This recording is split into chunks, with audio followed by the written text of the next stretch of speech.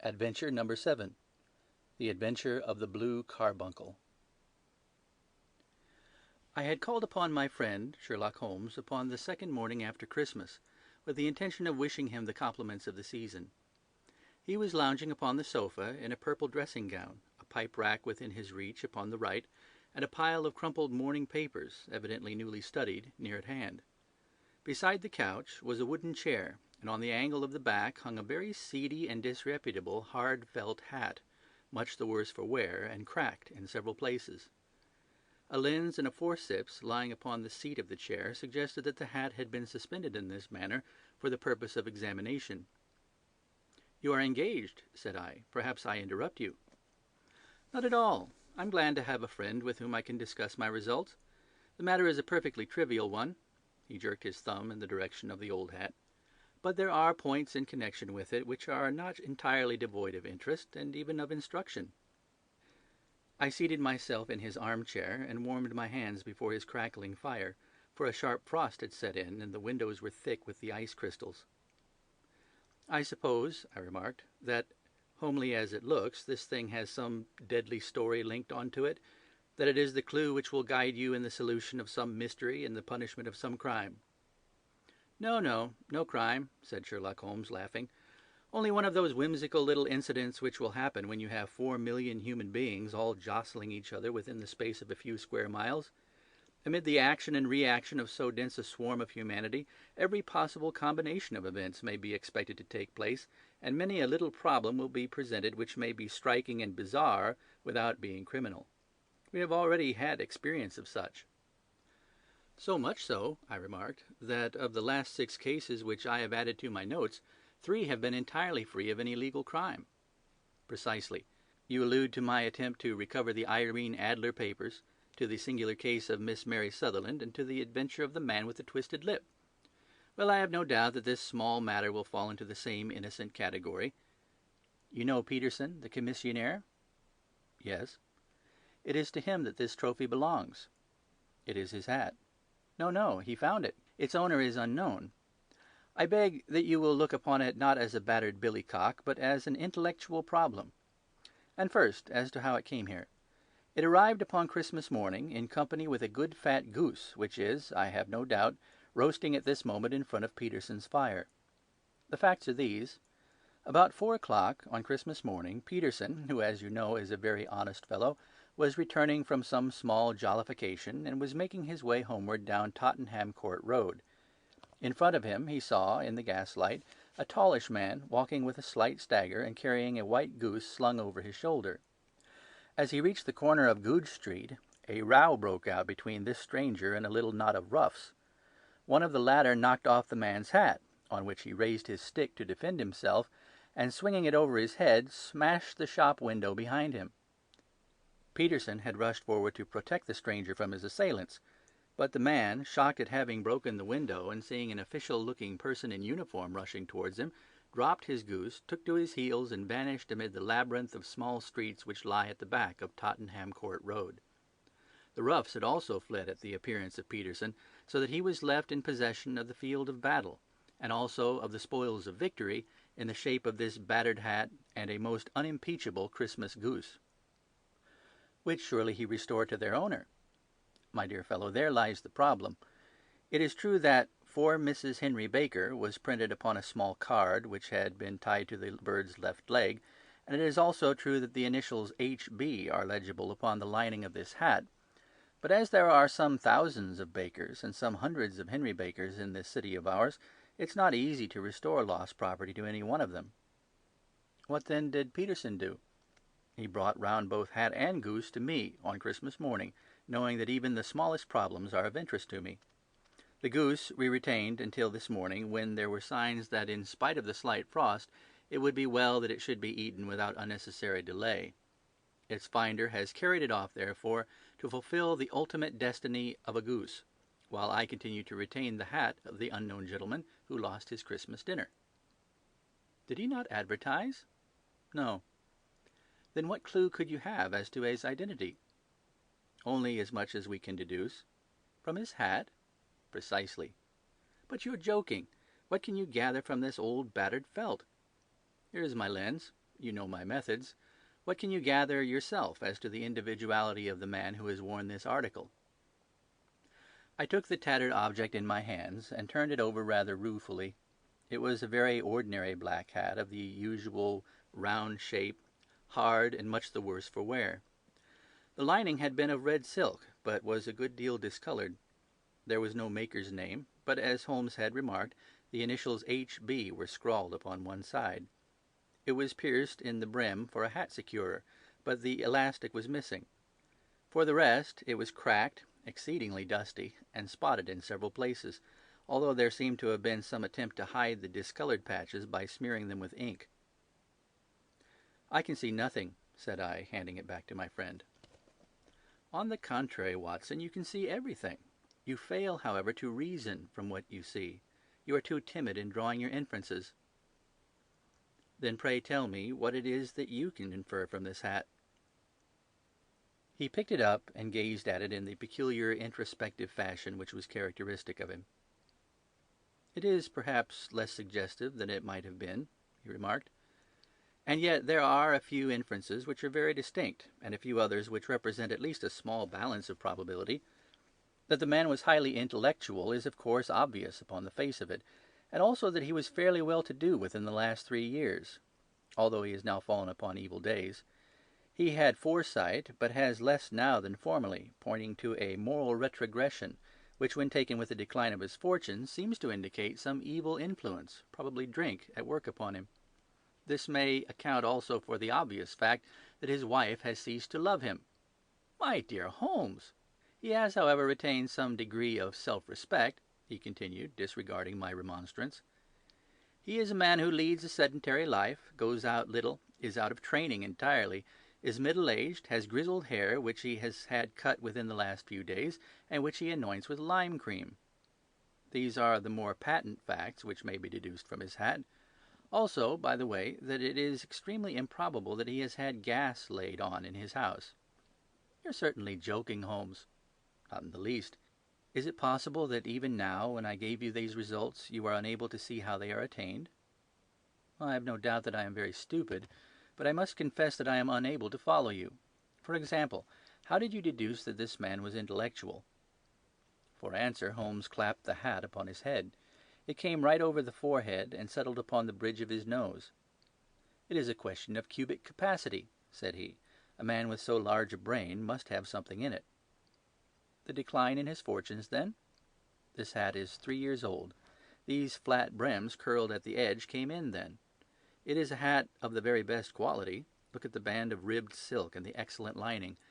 If this man could afford to buy so expensive a hat 3 years ago, and has had no hat since, then he has assuredly gone down in the world."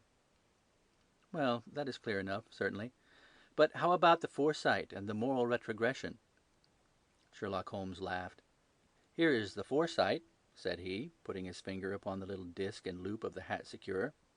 "They are never sold upon hats.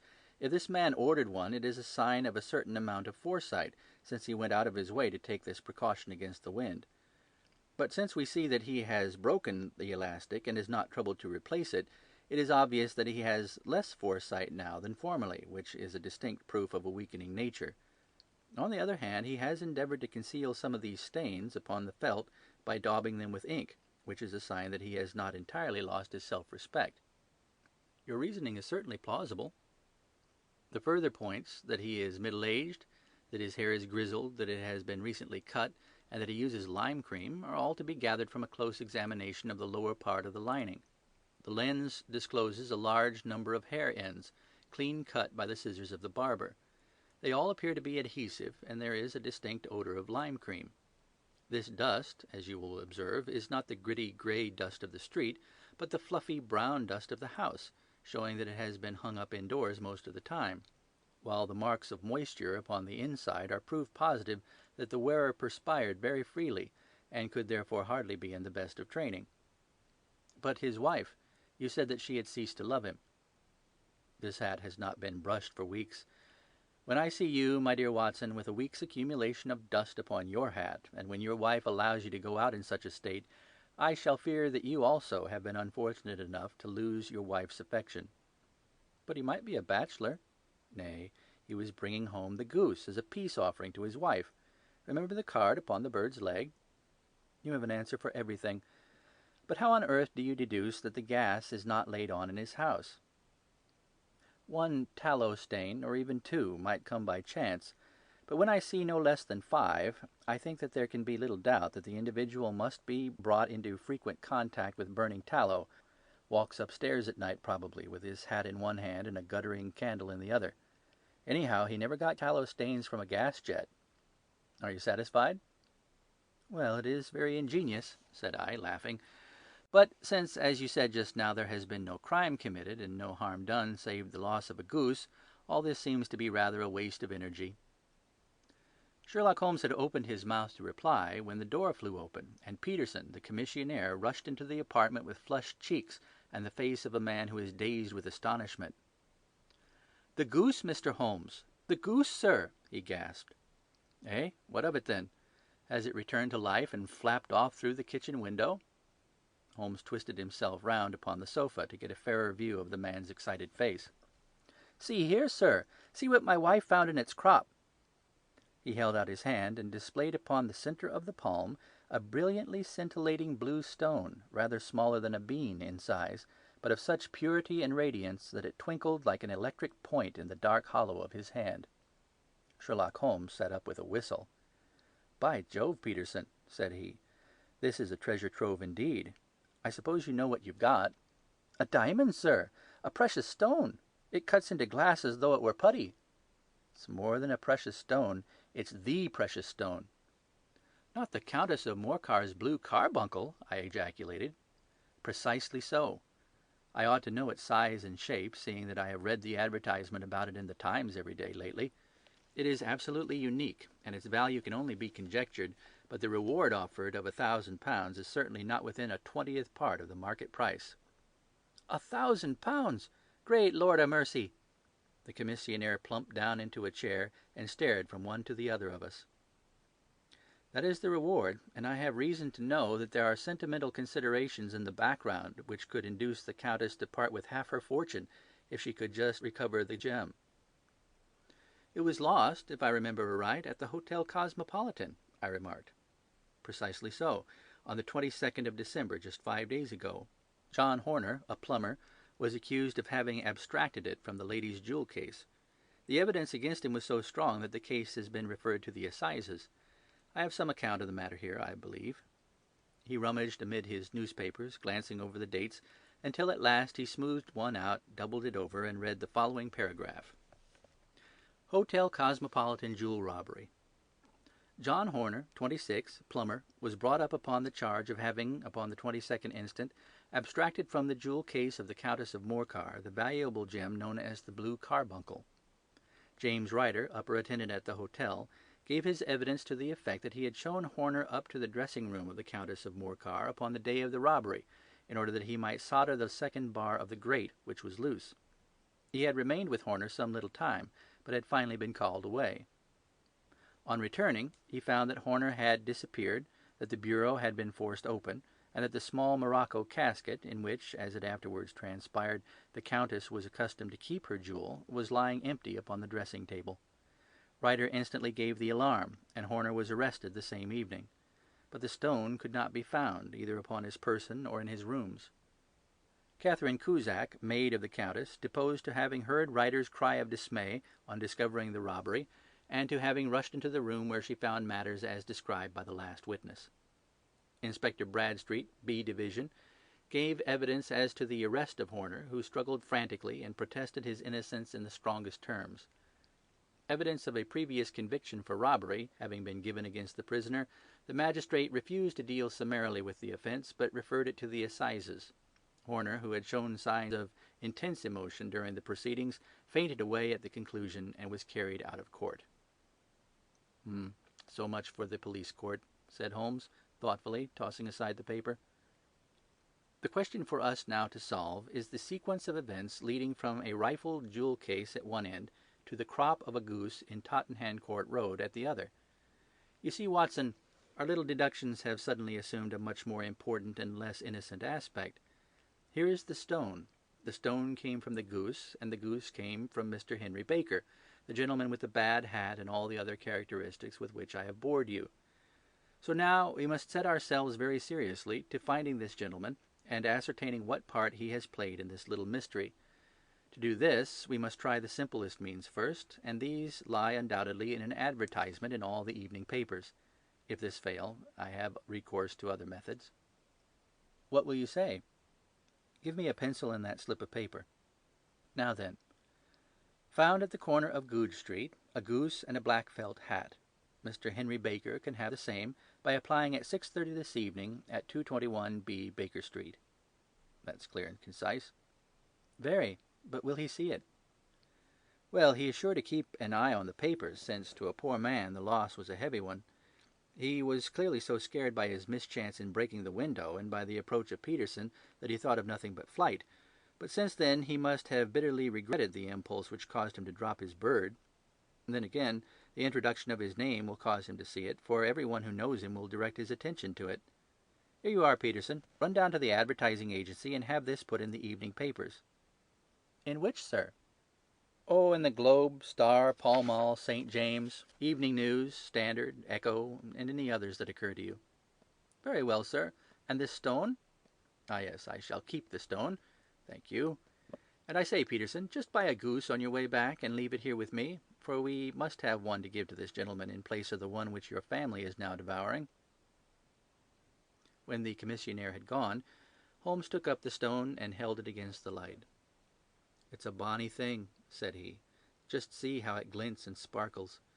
Of course, it is a nucleus and focus of crime. Every good stone is. They are the devil's pet baits. In the larger and older jewels, every facet may stand for a bloody deed. This stone is not yet 20 years old. It was found in the banks of the Amoy River in southern China, and is remarkable in having every characteristic of the carbuncle, save that it is blue in shade instead of ruby red. In spite of its youth, it has already a sinister history. There have been 2 murders, a vitriol throwing, a suicide, and several robberies brought about for the sake of this 40-grain weight of crystallized charcoal. Who would ever think that so pretty a toy could be a purveyor of the gallows and the prison? I'll lock it up in my strong-box now, and drop a line to the Countess to say that we have it. Do you think that this man Horner is innocent? I cannot tell. Well, then, do you imagine that this other one, Henry Baker, had anything to do with the matter? It is, I think, much more likely that Henry Baker is an absolutely innocent man who had no idea that the bird which he was carrying was of considerable more value than if it were made of solid gold. That, however, I shall determine by a very simple test, if we have an answer to our advertisement. And you can do nothing till then? Nothing. In that case, I shall continue my professional round. But I shall come back in the evening at the hour you have mentioned, for I would like to see the solution of so tangled a business. Very glad to have you. I dine at 7. There is a woodcock, I believe. By the way, in view of recent occurrences, perhaps I ought to ask Mrs. Hudson to examine its crop. I had been delayed at a case, and it was a little after 6:30 when I found myself in Baker Street once more. As I approached the house, I saw a tall man in a Scotch bonnet with a coat, which was buttoned up to his chin, waiting outside in the bright semicircle which was thrown from the fanlight. Just as I arrived, the door was opened, and we were shown up together to Holmes's room. "Mr. Henry Baker, I believe?" said he, rising from his armchair and greeting his visitor with the easy air of geniality which he could so readily assume. "Pray take this chair by the fire, Mr. Baker. It's a cold night, and I observe that your circulation is more adapted for summer than for winter. Ah, Watson, you have just come at the right time. Is that your hat, Mr. Baker?" "Yes, sir, that is undoubtedly my hat." He was a large man, with rounded shoulders, a massive head, and a broad, intelligent face, sloping down to a pointed beard of grizzled brown. A touch of red in nose and cheeks, with a slight tremor in his extended hand, recalled Holmes's surmise as to his habits. His rusty brown frock coat was buttoned right up in front, with the collar turned up, and his lank wrists protruded from his sleeves without a sign of cuff or shirt. He spoke in a slow staccato fashion, choosing his words with care, and gave the impression generally of a man of learning and letters who had had ill usage at the hands of fortune. "We have retained these things for some days," said Holmes, "because we expected to see an advertisement from you giving your address. I am at a loss to know now why you did not advertise." Our visitor gave a rather shamefaced laugh. "Shillings have not been so plentiful with me as they once were," he remarked. I had no doubt that the gang of roughs who assaulted me had carried off both my hat and the bird. I did not care to spend more money in a hopeless attempt to recover them. "Very naturally. By the way, about the bird, we were compelled to eat it." "To eat it?" Our visitor half rose from his chair in his excitement. "Yes. It would have been no use to anyone had we not done so. But I presume that this other goose upon the sideboard, which is about the same weight and perfectly fresh, will answer your purpose equally well?" "Oh, certainly, certainly," answered Mr. Baker, with a sigh of relief. "Of course, we still have the feathers, legs, crop, and so on of your own bird, so if you wish—" The man burst into a hearty laugh. "They might be useful to me as relics of my adventure," said he, "but beyond that I can hardly see what use the dejecta membra of my late acquaintance are going to be to me. No, sir, I think that, with your permission, I will confine my attentions to the excellent bird which I perceive upon the sideboard." Sherlock Holmes glanced sharply across at me, with a slight shrug of his shoulders. "There is your hat, then, and there your bird," said he. "By the way, would it bore you to tell me where you got the other one from? I am somewhat of a fowl fancier, and I have seldom seen a better grown goose." "Certainly, sir," said Baker, who had risen and tucked his newly gained property under his arm. "There are a few of us who frequent the Alpha Inn near the museum. We are to be found in the museum itself during the day, you understand. This year our good host, Windigate by name, instituted a goose club, by which, on consideration of some few pence every week, we were each to receive a bird at Christmas. My pence were duly paid, and the rest is familiar to you. I am much indebted to you, sir, for a Scotch bonnet is fitted neither to my years nor my gravity." With a comical pomposity of manner, he bowed solemnly to both of us, and strode off upon his way. "So much for Mr. Henry Baker," said Holmes, when he had closed the door behind him. "It is quite certain that he knows nothing whatever about the matter. Are you hungry, Watson?" "Not particularly." "Then I suggest that we turn our dinner into a supper, and follow up this clue while it is still hot." "Yes, by all means." It was a bitter night, so we drew on our ulsters and wrapped cravats around our throats. Outside, the stars were shining coldly in a cloudless sky, and the breath of the passers-by blew out into smoke like so many pistol shots. Our footfalls rang out crisply and loudly as we swung through the Doctor's Quarter, Wimpole Street, Harley Street, and so through Wigmore Street into Oxford Street. In a quarter of an hour we were in Bloomsbury at the Alpha Inn, which is a small public house at the corner of one of the streets that runs down into Holborn. Holmes pushed open the door of the private bar, and ordered 2 glasses of beer from the ruddy-faced, white-aproned landlord. "Your beer should be excellent, if it is as good as your geese," said he. "My geese?" The man seemed surprised. "Yes. I was speaking only half an hour ago to Mr. Henry Baker, who was a member of your goose club." "Ah, yes, I see. But you see, sir, them's not our geese." "Indeed. Whose then?" "Well, I got the 2 dozen from a salesman in Covent Garden." "Indeed. I know some of them. Which one was it?" "Breckenridge is his name." "I don't know him. Well, here's your good health, landlord, and prosperity to your house. Good night. Now for Mr. Breckenridge," he continued, buttoning up his coat as we came into the frosty air. "Remember, Watson, that though we have so homely a thing as a goose at one end of this chain, we have at the other a man who will certainly get 7 years' penal servitude unless we can establish his innocence.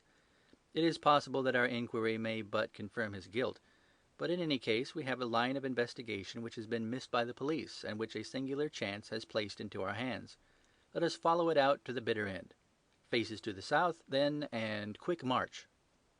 We passed across Holborn, down Indal Street, and so through a zigzag of slums to Covent Garden Market. One of the largest stalls bore the name of Breckenridge upon it, and the proprietor, a horsey-looking man with a sharp face and trim side-whiskers, was helping a boy to put up the shutters. "Good evening. It's a cold night," said Holmes. The salesman nodded and shot a questioning glance at my companion. "Sold out of geese, I see," continued Holmes, pointing at the bare slabs of marble. "Let you have 500 tomorrow morning." "That's no good." "Well, there are some on the stall with the gas flare." "Ah, but I was recommended to you." "Who by?" "The landlord of the Alpha." "Oh, yes, I sent him a couple of dozen." "Fine birds they were, too. Now, where did you get them from?" To my surprise, the question provoked a burst of anger from the salesman. "Now then, mister," said he, with his head cocked and his arms akimbo, "what are you driving at? Let's have it straight now." "It's straight enough. I should like to know who sold you the geese which you supplied to the Alpha." "Well, then, I shan't tell you. So now." "Oh, it's a matter of no importance. But I don't know why you should be so warm over such a trifle." "Warm? You'd be as warm, maybe, if you were pestered as I am. When I pay good money for a good article, there should be an end of the business. But it's where are the geese, and who did you sell the geese to, and what will you take for the geese? One would think they are the only geese in the world to hear the fuss that's made over them." "Well, I have no connection with any other people who have been making inquiries," said Holmes carelessly. "If you won't tell us, the bet's off, that's all. But I'm always ready to back my opinion on a matter of fowls, and I have a fiver on it that the bird I ate is country bred." "Well, then, you've lost your fiver, for it's town bred," snapped the salesman. "It's nothing of the kind." "I say it is." "I don't believe it." "Do you think you know more about fowls than I, who have handled them ever since I was a nipper? I tell you all those birds that went to the Alpha were town bred." "You'll never persuade me to believe that." "Will you bet, then?" "It's merely taking your money, for I know that I am right. But I'll have a sovereign on with you, just to teach you not to be obstinate." The salesman chuckled grimly. "Bring me the books, Bill," said he. The small boy brought round a small thin volume and a great greasy-backed one, laying them out together beneath the hanging light. "Now then, Mr. Cocksure," said the salesman, "I thought that I was out of geese, but before I finish you'll find that there's still one left in my shop. You see this little book? Well, that's the list of the folk from whom I buy. Do you see? Well, then, here on this page are the country folk, and the numbers after the names are where their accounts are in the big ledger. Now then, you see this other page in red ink? Well, that's a list of my town suppliers. Now look at that third name. Just read it out to me." "Mrs. Oakshott, 117 Brixton Road, 249, read Holmes. "Quite so. Now, turn that up in the ledger." Holmes turned to the page indicated.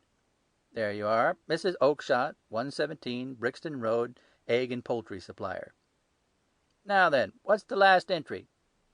"December 22nd, 24 geese at 7 shillings 6 pence. "Quite so. There you are. And underneath? Sold to Mr. Windigate of the Alpha at 12 shillings. What do you have to say now?" Sherlock Holmes looked deeply chagrined. He drew a sovereign from his pocket and threw it down upon the slab, turning away with the air of a man whose disgust is too deep for words. A few yards off, he stopped under a lamp-post and laughed in the hearty, noiseless fashion which was peculiar to him. "When you see a man with whiskers of that cut and the pink 'un protruding out of his pocket, you can always draw him by a bet," said he. "I dare say that if I had put £100 down in front of him, that man would not have given me such complete information as was drawn from him by the idea that he was doing me on a wager. Well, Watson, we are, I fancy, nearing the end of our quest, and the only point which remains to be determined is whether we should go on to this Mrs. Oakshott tonight, or whether we should reserve it for tomorrow. It is clear from what that surly fellow said that there are others besides ourselves who are anxious about this matter, and I should—" His remarks were suddenly cut short by a loud hubbub which broke out from the stall which we had just left. Turning round, we saw a little rat-faced fellow standing in the center of the circle of yellow light which was thrown by the swinging lamp, while Breckenridge, the salesman, framed in the door of his stall, was shaking his fists fiercely at the cringing figure. "I've had enough of you and your geese," he shouted. "I wish you were all at the devil together. If you come pestering me any more with your silly talk, I'll set the dog at you. You bring Mrs. Oakshott here, and I'll answer to her, but what do you have to do with it? Did I buy the geese off you?" "No, but one of them was mine all the same," whined the little man. "Well, then ask Mrs. Oakshott for it." "She told me to ask you." "Well, you can ask the King of Prussia for all I care. I've had enough of it. Get out of this." He rushed fiercely forward, and the inquirer flitted away into the darkness. "Ha! This may save us a visit to Brixton Road," whispered Holmes. "Come with me, and we will see what is to be made of this fellow." Striding through the scattered knots of people who lounged round the flaring stalls, my companion speedily overtook the little man and touched him upon the shoulder. He sprang round, and I could see in the gaslight that every vestige of colour had been driven from his face. "Who are you, then? What do you want?" he asked in a quavering voice. "You will excuse me," said Sherlock Holmes blandly, "but I could not help overhearing the questions which you put to the salesman just now. I think that I could be of assistance to you." "You? Who are you? How could you know anything of the matter?" "My name is Sherlock Holmes. It is my business to know what other people don't know." "But you could know nothing of this." "Excuse me, I know everything of it. You are endeavouring to trace some geese which were sold by Mrs. Oakshott of Brixton Road to a salesman named Breckenridge, by him in turn to Mr. Windigate of the Alpha, and by him to his club, of which Mr. Henry Baker is a member." "Oh, sir, you are the very man whom I have longed to meet," cried the little fellow, with outstretched arms and quivering fingers. "I can hardly explain to you how interested I am in this matter." Sherlock Holmes hailed a four-wheeler which was passing. "In that case, we had better discuss it in a cosy room rather than in this wind-swept market-place," said he. "But pray tell me, before we go further, who is it that I have the pleasure of assisting?" The man hesitated for an instant. "My name is John Robinson," he answered, with a sidelong glance. "No, no, the real name," said Holmes sweetly. "It is always awkward doing business with an alias." A flush sprang to the white cheeks of the stranger. "Well, then," said he, "my real name is James Ryder." "Precisely so. Head attendant of the Hotel Cosmopolitan. Pray step into the cab, and I shall soon be able to tell you everything which you would wish to know." The little man stood glancing from one to the other of us with half-frightened, half-hopeful eyes, as one who is not sure whether he is on the verge of a windfall or a catastrophe. Then he stepped into the cab, and in half an hour we were back in the sitting-room at Baker Street. Nothing had been said during our drive, but the high, thin breathing of our new companion and the claspings and unclaspings of his hands spoke of the nervous tension within him.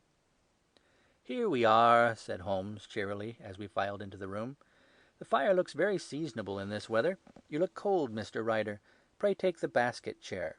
I will just put on my slippers before we settle this little matter of yours. Now then, you want to know what became of those geese?" "Yes, sir." "Or rather, I fancy, of that goose. It was one bird, I imagine, in which you were interested, white, with a black bar across the tail." Ryder quivered with emotion. "Oh, sir," he cried, "can you tell me where it went to?" "It came here." "Here?" "Yes, and a most remarkable bird it proved. I don't wonder that you should take an interest in it. It laid an egg after it was dead, the bonniest, brightest little blue egg that ever was seen. I have it here in my museum." Our visitor staggered to his feet and clutched the mantelpiece with his right hand. Holmes unlocked his strong box and held up the blue carbuncle, which shone out like a star with a cold, brilliant, many-pointed radiance. Ryder stood glaring with a drawn face, uncertain whether to claim or to disown it. "The game's up, Ryder," said Holmes quietly. "Hold up, man, or you'll be into the fire. Give him an arm back into his chair, Watson. He's not got blood enough to go in for felony with impunity. Give him a dash of brandy. So. Now he looks a little more human. What a shrimp it is, to be sure." For a moment he had staggered and nearly fallen, but the brandy brought a tinge of colour into his cheeks, and he sat staring with frightened eyes at his accuser. "I have almost every link in my hands, and all the proofs which I could possibly need, so there is little which you need tell me. Still, that little may as well be cleared up to make your case complete. You had heard, Ryder, of this blue stone of the Countess of Morcar's?"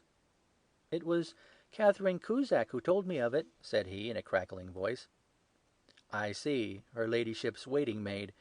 Well, the temptation of sudden wealth so easily acquired was too much for you, as it has been for better men before you. But you were not very scrupulous in the means you used. It seems to me, Ryder, that there is the making of a very pretty villain in you. You knew that this man Horner, the plumber, had been concerned in some such matter before, and that suspicion would rest more readily upon him. What did you do then? You made some small job in my lady's room, you and your confederate Cusack, and you managed that he should be the man sent for. And then, when he had left, you rifled the jewel case, raised the alarm, and had this unfortunate man arrested. You then—" Ryder threw himself down suddenly upon the rug and clutched at my companion's knees. "For God's sake, have mercy!" he shrieked. "Think of my father, of my mother. It would break their hearts. I never went wrong before. I never will again. I swear it. I swear it on a Bible. Oh, don't bring it into court. For Christ's sake, don't." "Get back into your chair," said Holmes sternly. It is very well to cringe and crawl now, but you thought little enough of this poor Horner in the dock for a crime of which he knew nothing. I will fly, Mr. Holmes. I will leave the country, sir. Then the charge against him will break down. We will talk about that. And now let us hear a true account of the next act. How came the stone into the goose, and how came the goose into the open market? Tell us the truth, for there lies your only hope and safety. Ryder passed his tongue over his parched lips. I will tell you it just as it happened, sir, said he. When Horner had been arrested, it seemed to me that it would be best for me to get away with the stone at once, for I did not know at what moment the police might not take it into their heads to search me and my room. There was no place about the hotel where it would be safe. I made out as if on some commission, and I made for my sister's house. She had married a man named Oakshott, and lived in Brixton Road, where she fattened fowls for the market. All the way there every man I met seemed to me to be a policeman or a detective, and for all that it was a cold night, the sweat was pouring down my face before I came to the Brixton Road. My sister asked me what was the matter, and why I was so pale, but I told her that I had been upset by the jewel robbery at the hotel. Then I went back into the backyard and smoked a pipe and wondered what would be the best to do. I had a friend once, called Maudsley, who went to the bad and had just been serving his time in Pentonville. One day he had met me and fell into talk about the way of thieves and how they could get rid of what they stole. I knew that he would be true to me, for I knew one or two things about him, so I made up my mind to go right on to Kilburn, where he lived, and take him into my confidence. He would show me how to turn the stone into money, but how to get to him in safety. I thought of the agonies I had gone through in coming from the hotel. I might at any moment be seized and searched, and there would be the stone in my waistcoat pocket. I was leaning against the wall at the time, and looking at the geese which were waddling about round my feet, and suddenly an idea came into my head which showed me how I could beat the best detective that ever lived. My sister had told me some weeks before that I might have the pick of her geese for a Christmas present, and I knew that she was always as good as her word. I could take my goose now, and in it I would carry my stone to Kilburn. There was a little shed in the yard, and behind this I drove one of the birds, a fine big one, white with a barred tail. I caught it, and prizing its bill open, I thrust the stone down its throat as far as my finger could reach. The bird gave a gulp, and I felt the stone pass along its gullet and down into its crop. But the creature flapped and struggled, and out came my sister to know what was the matter.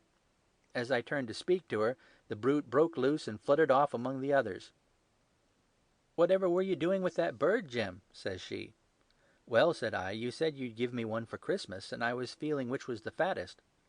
"Oh," says she, "we've set yours aside for you. Jem's bird, we call it. It's the big white one over yonder. There's 26 of them, which makes one for you and one for us and 2 dozen for the market." "Thank you, Maggie," says I, "but if it's all the same to you, I'd rather have that one I was handling just now." "The other is a good 3 pounds heavier," said she, "and we fattened it expressly for you." "Never mind, I'll have the other, and I'll take it now," said I. "Oh, just as you like," said she, a little huffed. "Which is it you want, then?" "That white one with the barred tail right in the middle of the flock." "Oh, very well. Kill it and take it with you." Well, I did what she had said, Mr. Holmes, and I carried the bird all the way to Kilburn. I told my pal what I had done, for he was a man that it was easy to tell a thing like that to. He laughed until he choked, and we got a knife and opened the goose. My heart turned to water, for there was no sign of the stone, and I knew that some terrible mistake had occurred. I left the bird, rushed back to my sister's, and hurried into the backyard. There was not a bird to be seen there. "Where are they all, Maggie?" I cried. "Gone to the dealers, Jim." "Which dealers?" "Breckenridge, of Covent Garden." "But was there another with a barred tail?" I asked, "the same as the one I chose?" "Yes, Jim, there were 2 barred-tailed ones, and I could never tell them apart." Well, then, of course, I saw it all, and I ran off as hard as my feet would carry me to this man Breckenridge. But he had sold the lot at once, and not one word would he tell me as to where they had gone. You heard him yourselves tonight. Well, he has always answered me like that. My sister thinks that I'm going mad. Sometimes I think that I am myself. And now I am myself a branded thief, without ever having touched the wealth for which I sold my character. God help me! God help me!" He burst into convulsive sobbing, with his face buried in his hands. There was a long silence, broken only by his heavy breathing and by the measured tapping of Sherlock Holmes's fingertips upon the edge of the table. Then my friend rose and threw open the door. "Get out," said he. "What, sir?" "Oh, heaven bless you! No more words. Get out." And no more words were needed. There was a rush, a clatter upon the stairs, the bang of a door, and the crisp rattle of running footfalls from the street. "After all, Watson," said Holmes, reaching up his hand for his clay pipe, "I am not retained by the police to supply their deficiencies. If Horner were in danger it would be another thing, but this fellow will not appear against him, and the case must collapse. I suppose that I am commuting a felony, but it is just possible that I am saving a soul. This fellow will not go wrong again. He is too terribly frightened. Send him to gaol now, and you make him a gaol bird for life. Besides, it's the season of forgiveness. Chance has put in our way a most singular and whimsical problem, and its solution is its own reward. If you will have the goodness to touch the bell, Doctor, we will begin another investigation, in which also a bird will be the chief feature." End of The Adventure of the Blue Carbuncle.